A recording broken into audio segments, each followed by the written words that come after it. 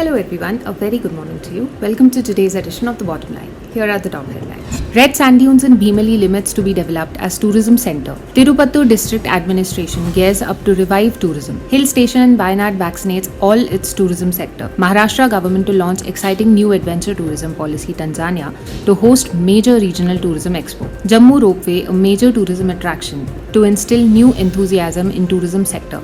Will coordinate with Kerala, Mizoram to develop tourism. The State Tourism Department Minister M Sreedharan Pillai said that the red sand dunes in Bheemili limits would be developed as a tourism centre. The government would convert the land as a tourism centre and also put it available for cinema shootings to attract the tourists, he added. Minister said that the government would develop the beaches within a radius of 30 kilometres from Vishakha to Bheemili.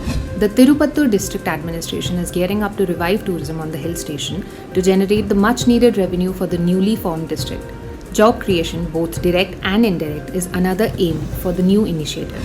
Amar Khushwaha, Tirupattur collector, said, local tourism will form a major source of income for the new district.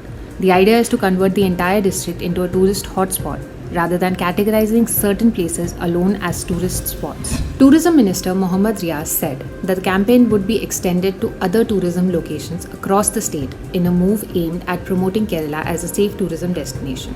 The minister said that the SAFE campaign would be extended to Mepadi in Wayanad, followed by Munnar, Thekadi, Fort Kochi, Kumarakom, Kovalam and Varkala.